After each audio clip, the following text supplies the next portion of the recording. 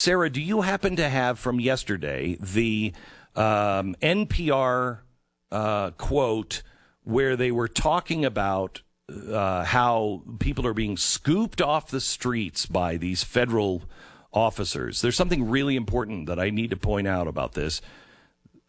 Listen to this. Now, this is from NPR. This is their reporter asking another reporter a question, but I want you to listen to how the question is framed. Listen. So let me get this straight, Cheryl. We saw what happened in Portland, right? Like these federal agents on the ground, they would arrest people without cause sometimes and put them in unmarked vehicles. Mm-hmm. I mean, is that what this is going to be? Even though the president says it's about helping local police forces, are we going to see a repeat of what we saw in Portland? Well, Attorney General William Barr says no.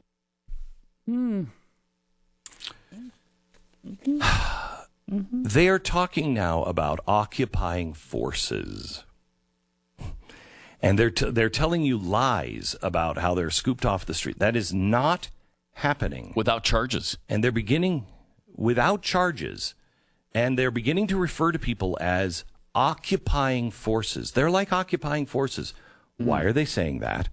Because they are trying to make the United States into Israel, and they are trying to convince minorities that they are being occupied by white people. It's despicable. This is well documented. It is wide out in the open. Nobody is talking about it because nobody's reporting on it. We did on Wednesday night special this last Wednesday. It's available for download right now at Blaze TV. The last 5 to 6 specials have been some of the most important specials that I think I've ever done, because we are now at the end game scenario with the left, and you need to understand what they're doing.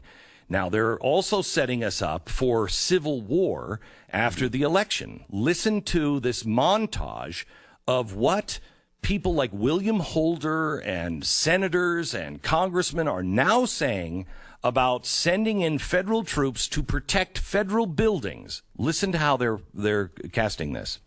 If he loses, and I expect that he will, we have to be prepared for things that this nation has never faced before.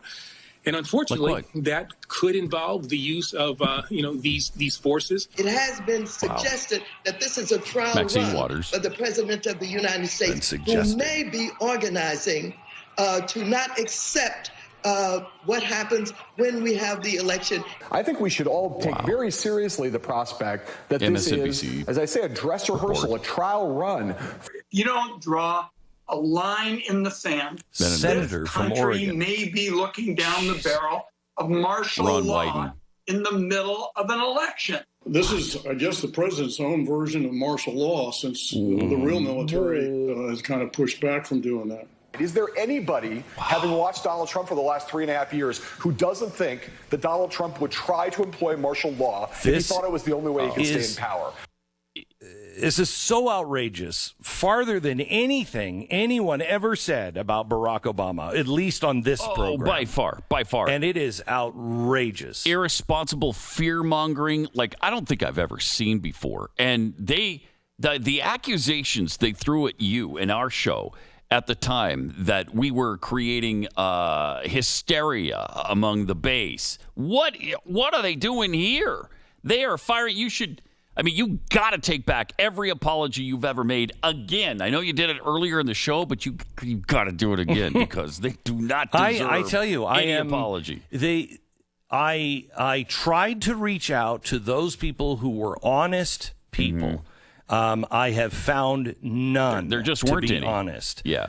Yeah, and I was giving a mea culpa so we could have a conversation, but I have to tell you, after what our research has produced, and we know what they are doing, we were right about 90% of the things that we said. And I'm not talking about, what I think might happen. I mean the cases that we laid out when we said they are planting the seeds of a revolution.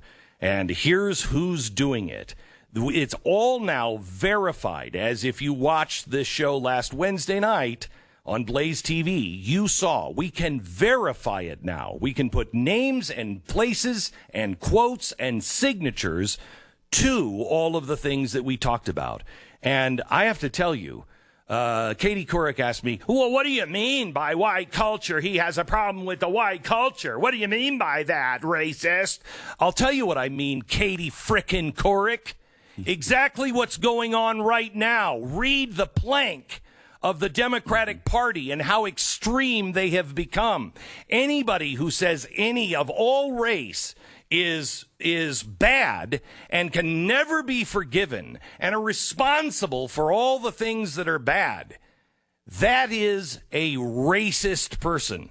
Barack Obama and all of his pals did listen to Jeremiah Wright, and this is the product of it. And if you, Katie Couric, and all you hacks actually think you're going to be safe, they're going to drag you out in the street and they'll kill you as fast as they would kill me or anybody else.